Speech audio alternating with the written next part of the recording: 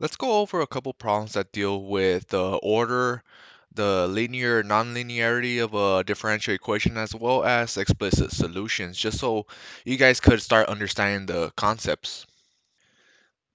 So let's start off by determining the order of differential equations as well as it being linear or non-linear. This example shows 1 take away x times y double prime take away 4xy prime plus 5y is equal to cosine x. Now, what is the order of this differential equation? As you can see, the highest derivative in this equation is the second derivative, so it will be second order differential equation. Now, is it linear or nonlinear? Well, in this case, as you can see, there are no dependent variables that are squared, cubed, and so forth. The only one that you see a cosine, but there is it's with respect to the independent variable and not y. So in this case, this would all be considered a second order linear differential equation. So this second example shows x times the third derivative of y with respect to x, take away the derivative of y with respect to x to the power of 4 plus y is equal to 0. So for this differential equation, it's a third order, so since you see a derivative, the third derivative, so it's third order, and it's nonlinear. As you can see, one of the derivatives of the dependent variable y is actually to the fourth power. That's why it's nonlinear. So for this other example, as you can see, you have the second derivative of u with respect to r plus the first derivative of u with respect to r plus u is equal to cosine r plus u.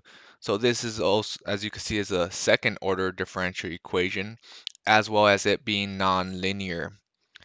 So the reason it's nonlinear is because the cosine, you have the dependent variable within that cosine that would make it a nonlinear differential equation. So how about this one? As you can see, this is a third order differential equation. And you have the dependent variables. They are not being squared. You do have sine and cosine, but it's with respect to theta, so it would be considered as a linear third order differential equation.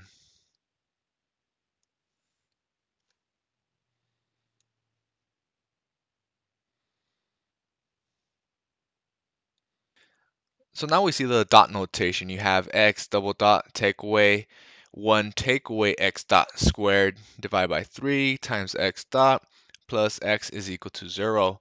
So your highest order in this differential equation is your second order. So this would be a second order, and it would be nonlinear.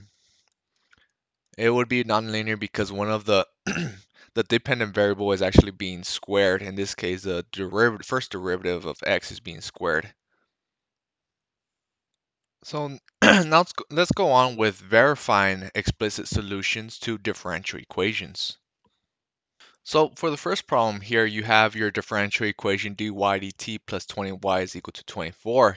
And we need to verify that the explicit solution given here is indeed, in fact, the solution for this differential equation. And so what you do here is nothing more than gain the derivative of this y. So dy dt is equal to, so we have e to the negative 20 t, we have 4 times 6, 24. And all you do from here is you have dy dt, plug it in on this side of the equation, and you also have your y. So all you do is plug into the equation and make sure this is equal to 24 to confirm. All right, let's go ahead and do that. All right, once you plug it in, this is what you get, and then you distribute the 20. And you see that the 24e to the negative cancels with this one. And yes, 24 is equal to 24. This checks out. Verified. This indeed is a solution to the differential equation here.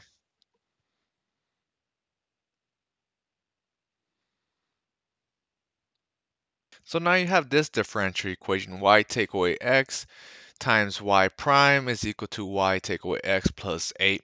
So one thing to notice, you have the dependent variable being multiplying one of its derivatives of the dependent variable. So this will make a first order nonlinear differential equation.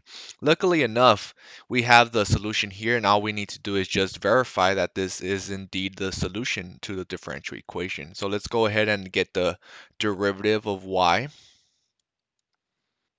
which is equal to 1 plus 1/2 times 4 times 1 divided by the square root of x plus 2. And now let's go ahead and plug these into our equation and verify.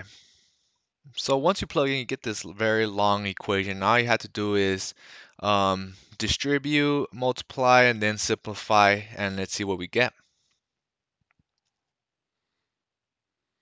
This x cancels with this. This x cancels with this. And you are left with. From here, you can still simplify further. This cancels out. And then you have the 4 times square root x plus 2 on both sides of the equation. You could just move one over to the other one, subtract. They cancel. And so all you're left with 8 is equal to 8. And so you just verified that um, this explicit solution, this explicit equation is indeed in fact the solution to this differential equation you see here.